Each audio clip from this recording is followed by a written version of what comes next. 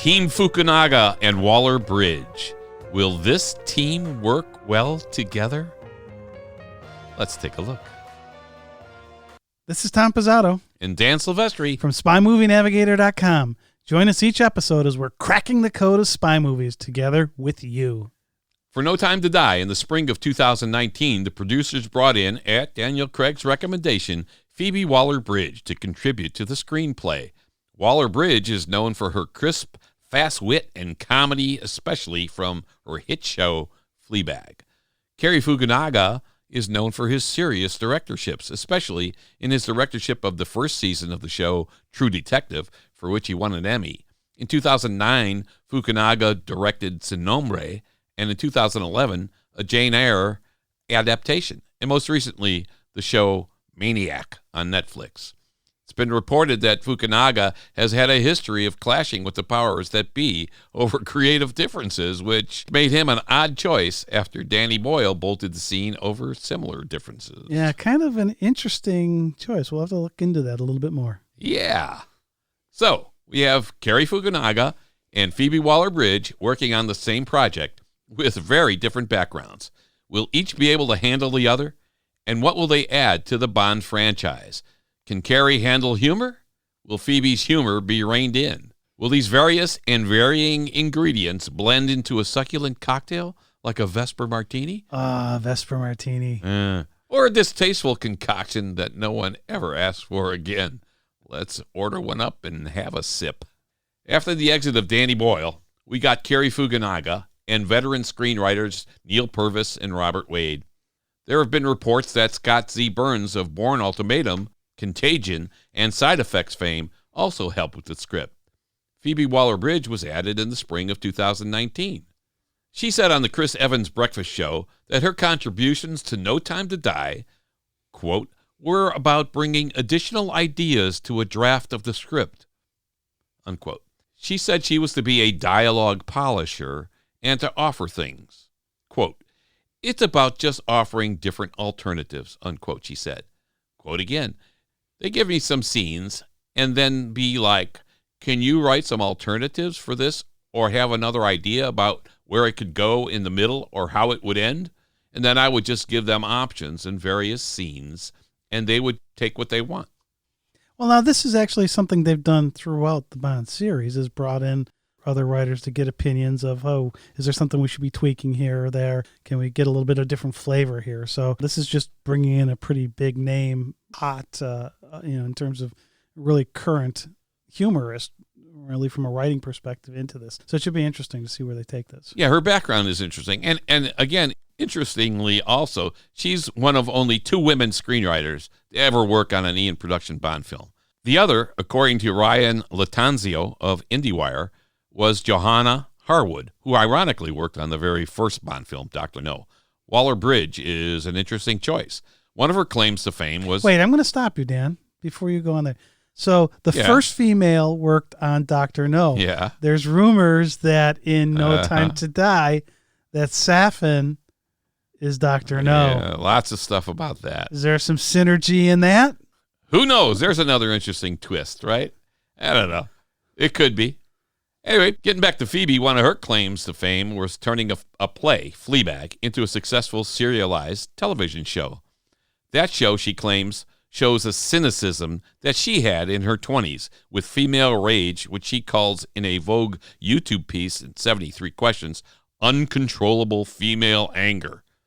That video also shows the thinking of Waller-Bridge in many ways and why she was selected for Bond. When asked about her writing, she said that she enjoys writing from a single point of view because you can really dive into that person, unquote. And of her writing style, she said, panic, hope. That's perfect. I mean, that sounds like every James Bond movie. Yeah. Panic, hope.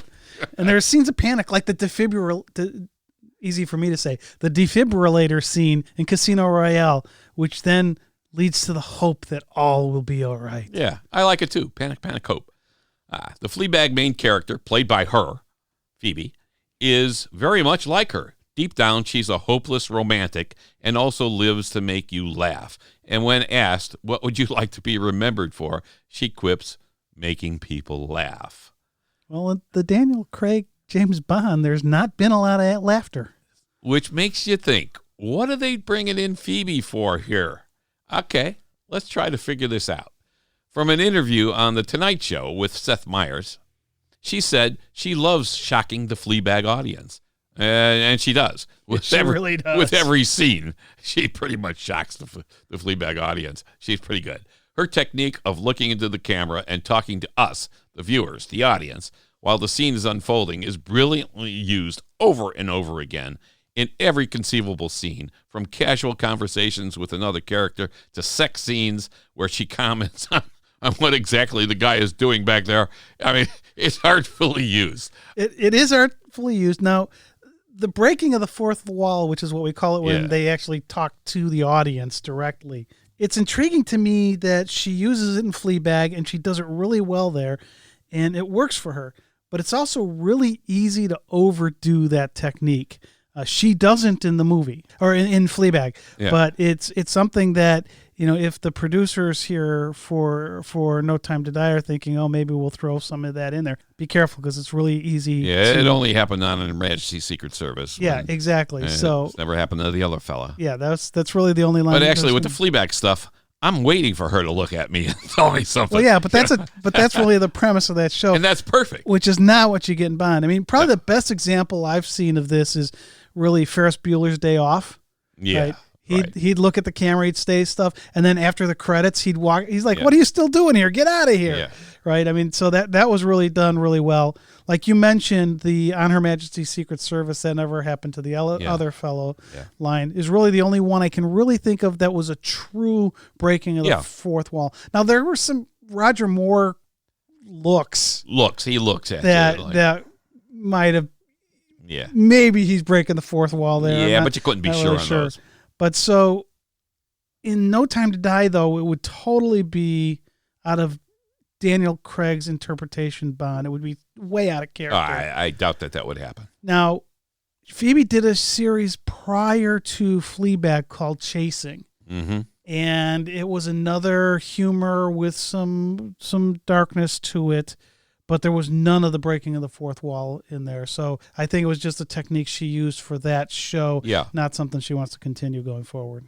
And it was great. And I'm looking at what she said before about diving into characters.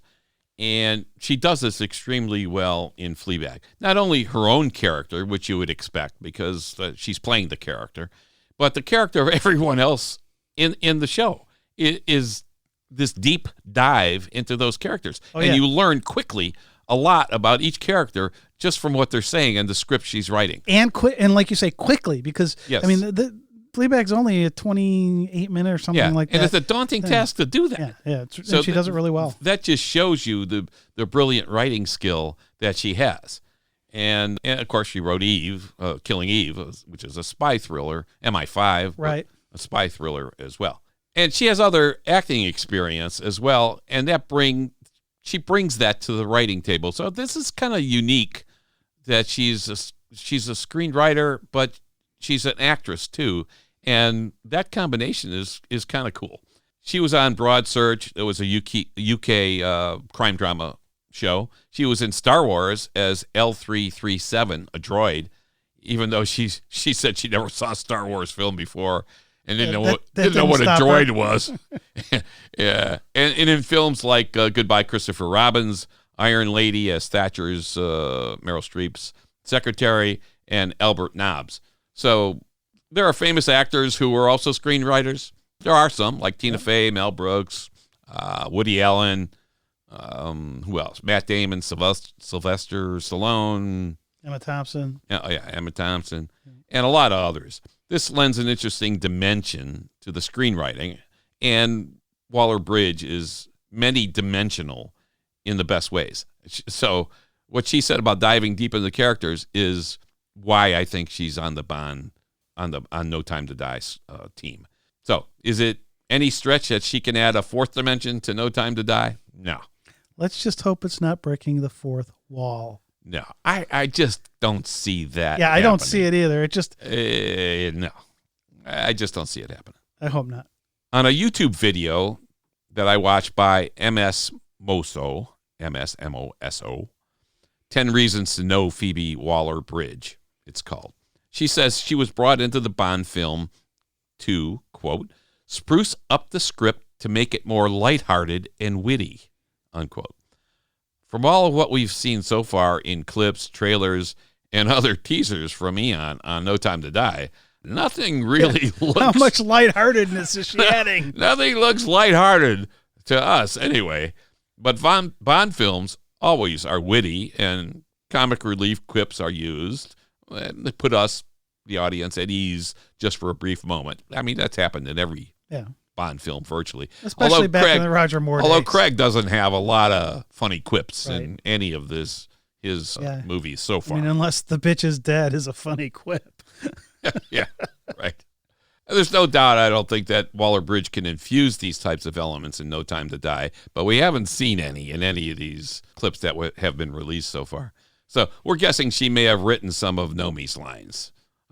I'm sure she's written some of Nomi's lines to bring this into the modern age. Like when Nomi says to Bond, which I love that line, I'll put a bullet in your knee, the one that works. Yeah, that she had to write that. I would think so. And the thing is, when you and I talk about this, you always talk about the one that works. Yeah. And I think because it's slightly different than what we normally hear in a Bond film, and I think that's Phoebe giving us that roundness, that depth that she talked about adding. Yeah.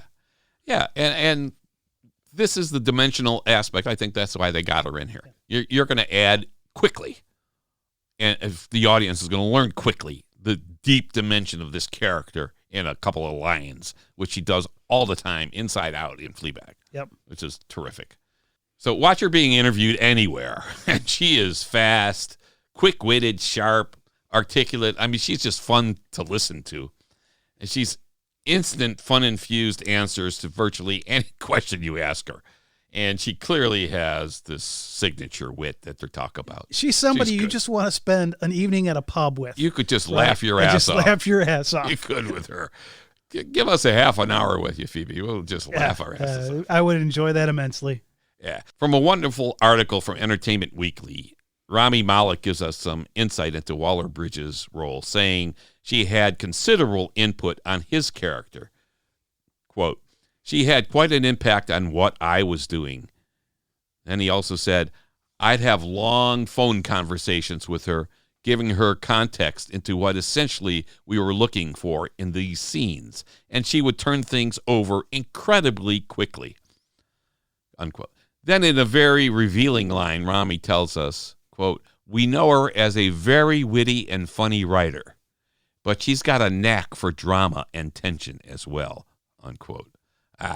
Well, we think Rami is right. You can see this in Fleabag. She dives incredibly deep into these characters and their feelings, their hopes, their dreams, all seamlessly blending drama with humor, which is tough to do.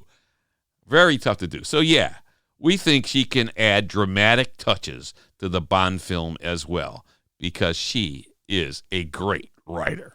Well, it was interesting for me because as we're preparing for this podcast, I'm sitting there thinking, okay, I've seen some clips from Fleabag, but I really never seen the show. So I went and I binged watched Fleabag and Crashing before we did this, and I was just expecting full on comedy. All the clips I'd ever seen were funny little clips. Her Saturday Night Live stuff she did, most interviews, she's there just making you laugh. And so I'm like, this is going to be kind of a weird fit. However, as you watch these things, and we talked about that character depth of what she writes, some of these characters were fairly not funny people that she still was able to meld into this thing that was really good. So the humor's there, but there's much more to it. I mean, we already talked about the if you get in my way, I'll put a bullet in your knee. Yeah. The one that works, right? But there's a badass quality in this line coupled with fantastic wit. So we've heard they brought her in to not to do a rewrite, but to help shape things, and we're pretty sure that that's what she was able to do with the script. Yeah, and we'll find out obviously when the movie comes out. But the concern that people had in the beginning, if there wasn't all that much concern, but there was some concern that it's going to be she's known for comedy. Really, are we going back to the Roger Moore humor days? Yeah, are we returning to that or what? But from watching Fleabag, and if you haven't seen Fleabag out there, go see it. You'll see how she blends humor and drama instantly and reveals depth of character instantly in a couple of lines. It's brilliant writing.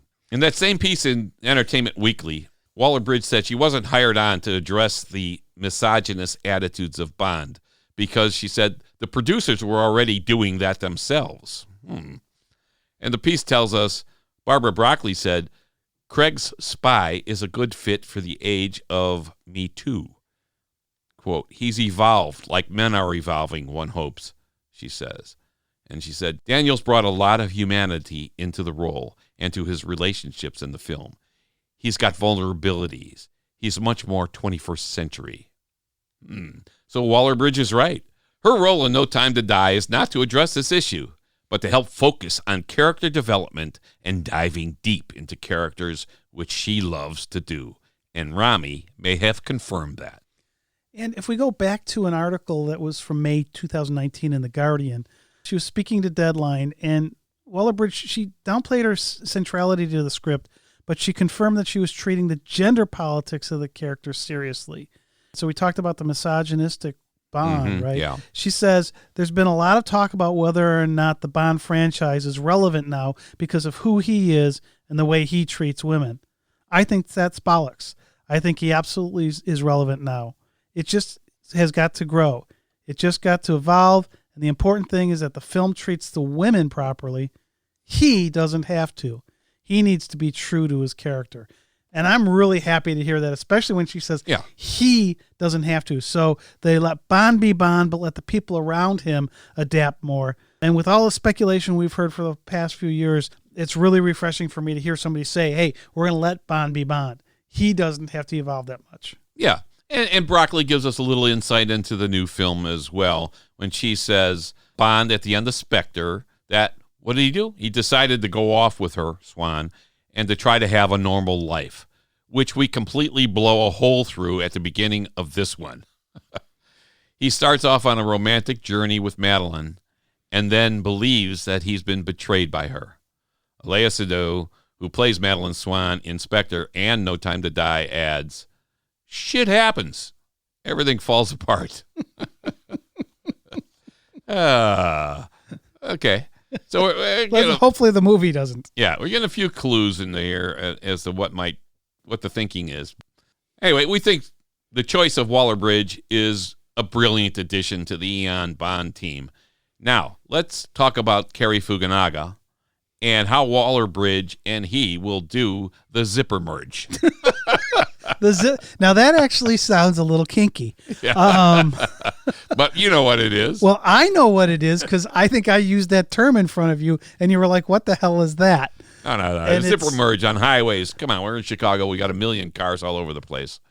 And that's what the zipper merge is, right? When you come to two lanes going into one car goes, and you let the next car in. The guy behind lets him in, and boom, boom, boom. That's the zipper merge. Then invariably somebody's going to try to skip the line, and then you get a bigger backup because of it, because you don't have a nice fit. Yeah. When people go one car and do the merge correctly, you got a nice fit. So we're going to see how they do the zipper merge. All right. All right. I mean, we've listened to a million interviews with them and so on, and we've learned a lot through these interviews and the statements by those who are involved with the filming and the directing of No Time to Die, that Bond has actually been retired for 5 years. And I think they're kind of confirming that now, that it's a real-time separation between Spectre and well, you might No as well Time to admit Die. it, because it's taken you 5 years to get the damn movie out. And Bond is old, and they go over that how many times in the movie. He's not old. He's younger than us. Things have changed. The world has changed, Bond, whatever.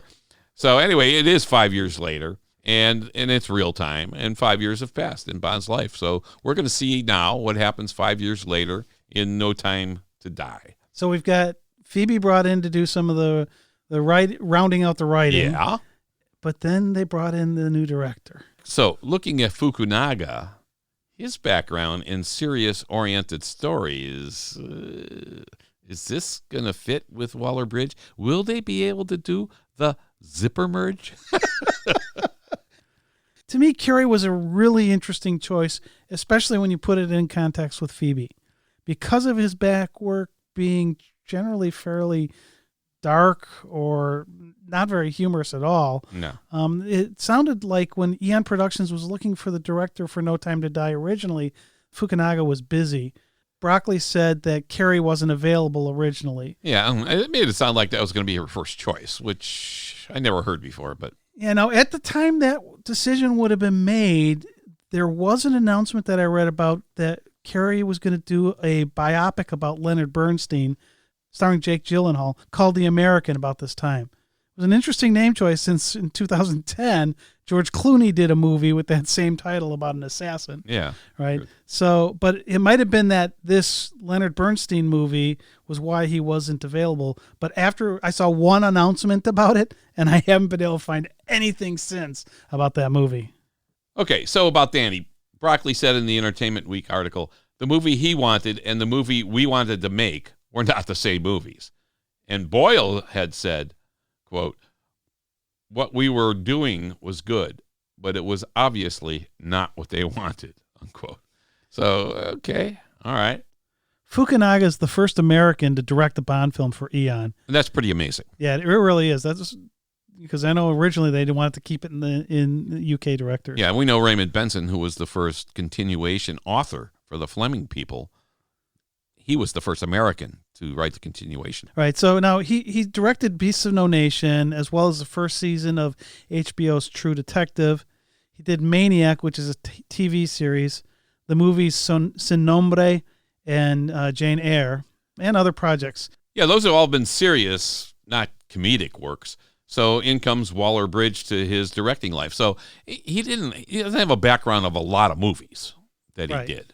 So, and it's odd too that Terrence Young, who directed the first Bond movie, Dr. No, he had a lot of film directing experience, including working with Cubby Broccoli at Warwick Films, Red Beret, That Lady, Storm Over the Nile, including another film in 1958 called No Time to Die, nothing to do with this one. But in 1957, he also directed Action of the Tiger, in which Connery had a small part. And Young helped recruit Connery for the role of Bond for Dr. No. So it's kind of cool. Yeah, that is. Right. So now, Sin Nombre was his first full-length movie he directed, and he got a lot of praise for it. He won a bunch of Best Foreign Language Film Awards at various things. It wasn't an Academy Award, but it was from other things like Sundance and stuff that he won. Now, the interesting thing to me from that, when I look at that movie, and then I think about No Time to Die, it's going to be interesting to see how he handled it, because I was really concerned, and I still am, that when I heard that he was directing. So I hadn't seen his movies initially when they first said he was going to do this. I'd seen season 1 of True Detective.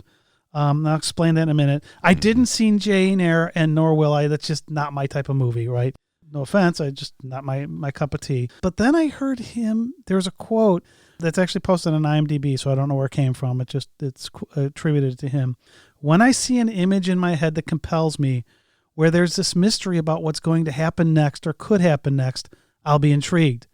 There's so many scripts that you read and you know exactly what's going to happen, and there aren't too many where you can't tell within the first 20 pages where it's going. That's good and bad. So he did the TV series Maniac, and I hadn't seen it yet, and I've seen it since, starring Jonah Hill and Emma Stone. I thought I was going to love this thing. I thought it would be a take on the movie Maniac. Now, this one was done in 1934, really kind of as a Frankenstein takeoff, but then they heavily adapted it and redid it in 1980, and then again in 2012.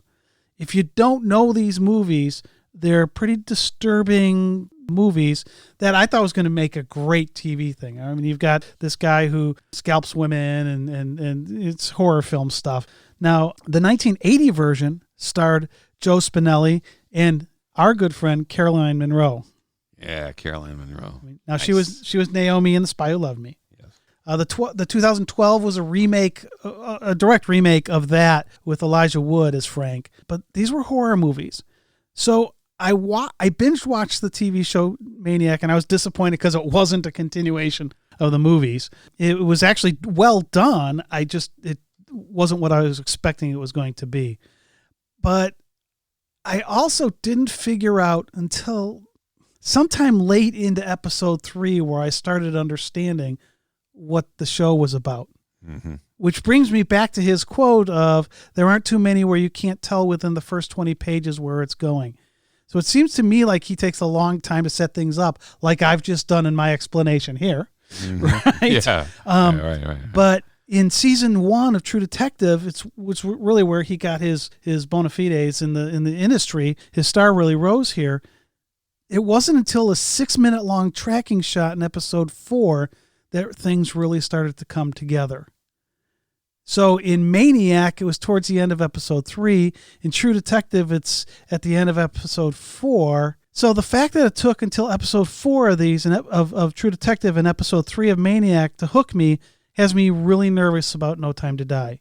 He's doing a movie. He doesn't have this much time to set the hook. The movie's the longest Bond movie ever at 2 hours and 43 minutes. Yeah. But if you think about 4 episodes into a 60-minute show, he's already at the end of this movie before hooking the audience. But you got to think also that Billie Eilish was allowed to see the first part of the script to write the song. That's true. So maybe he's got the first 20 pages that's going to tell you pretty much what's happening here, and she saw that and was like, oh, I could write a song about this. Yeah. So, I mean, she did write the song. They accepted the song.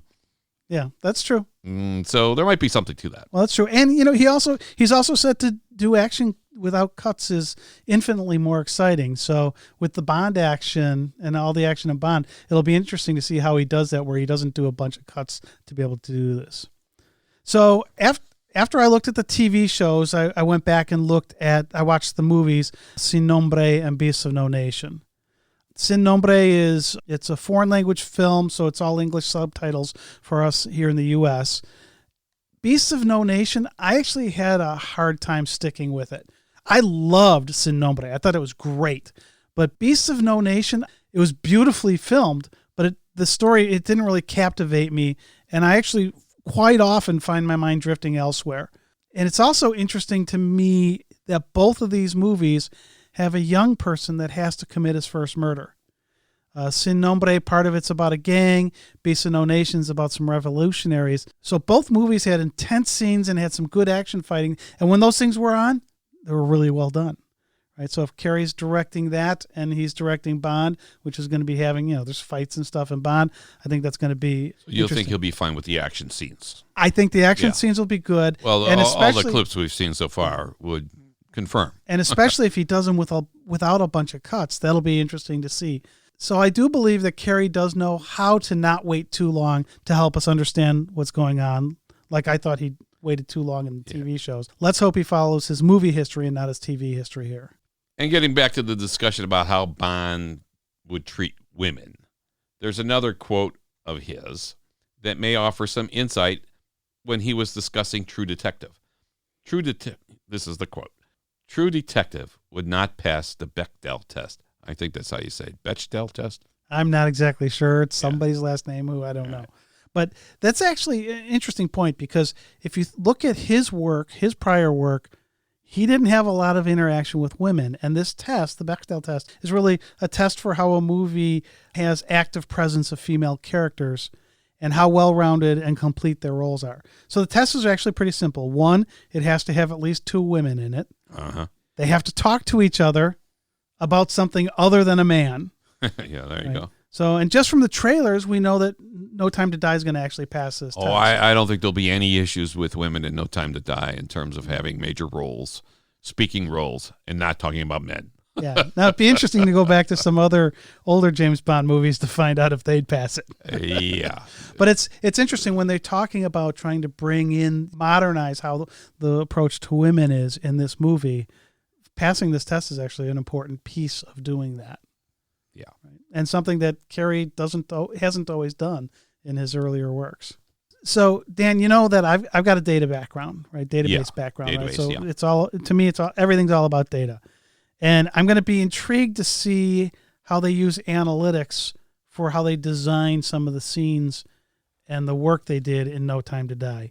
Cary talks about in a August 27th, 2018 Gentleman's Quarterly article, he talks about the way analytics were being used in movies and especially around the TV show Maniac. Yeah, he just talks about how they used it in Maniac and made changes to the TV show based on the audience reaction stuff they got. So I'm going to just be intrigued to see how they tie that in. If you're going to be able to watch and say, oh, that was audience tested or whatever, to see if there's some analytics that come into play shaping how the actual movie comes through.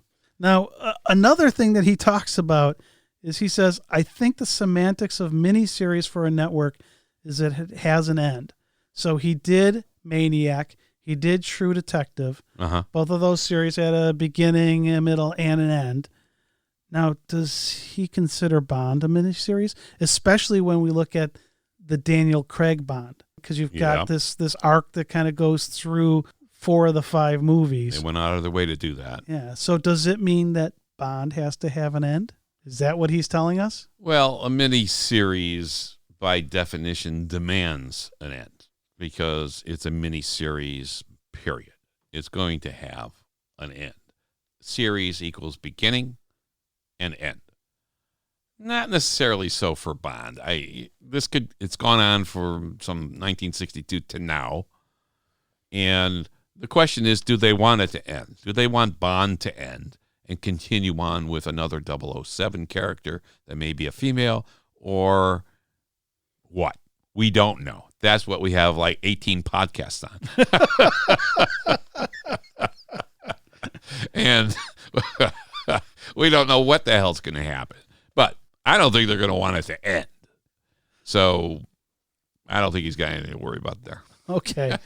So a couple other quotes from him. He said, I'm not a very sentimental person, so you're not going to find schmaltzy scenes in my movies. All right, so that's it for Roger Moore quips. And no, stuff. Roger Moore stuff. That's out. Yeah, bring in Phoebe Waller-Bridge, and we'll get that kind of humor, which is not schmaltzy stuff, right?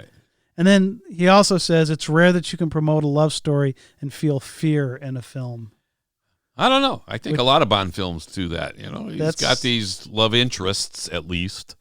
Not maybe love stories, but there's always fear. Well, and to me, the line is kind of interesting when you put it in Bond context. Is it? He says it's rare that you can promote. Is that you don't get a script that can promote a love story with the fear, or I don't know how to direct a love story where there's fear. Yeah. And in No Time to Die, at least there was kind of a love story with Madeline. We don't know that it's still there, but the word is promote. That's the funny part in that quote. It's like it's rare that you can promote a love story and feel fear in a film. But I think you can. And if we go back to Phoebe's line, panic, panic, hope. Yeah. And a lot of films do that. So I think he's wrong on that. Well, let's just hope it's that he just doesn't know how to direct it if it's there. Yeah.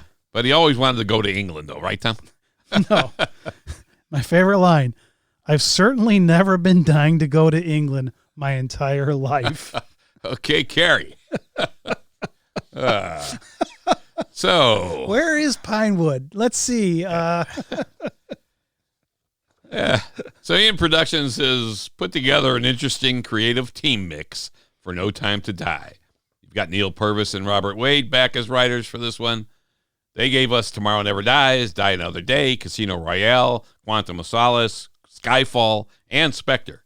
Adding Phoebe and Cary to this mix should change the tone of this last movie a bit, but should make for an exciting way for Daniel to go out as Bond. It was reported in October 2019 that 3 different endings were filmed and that the actors were in the dark as to which will be used. Boy, I'd love it if they actually would release it like they did the movie Clue, where you could actually see the different endings. Yeah. It might have happened this way, or it could have happened this way. That was kind of fun in that movie. And if they say it's No Time to Die, this is the last Daniel, if Bond dies, you've got to let me see all 3 endings. Yeah. I don't think they will. We think Fukunaga and Waller-Bridge will blend effortlessly because Waller-Bridge has shown her dramatic, serious abilities, and Fukunaga, through serious and non-schmaltzy work, will fuse Waller-Bridge contributions into something good and meaningful. No Time to Die might stir us up, but just might be a perfectly shaken martini. Let's drink up to April 2020. November 2020.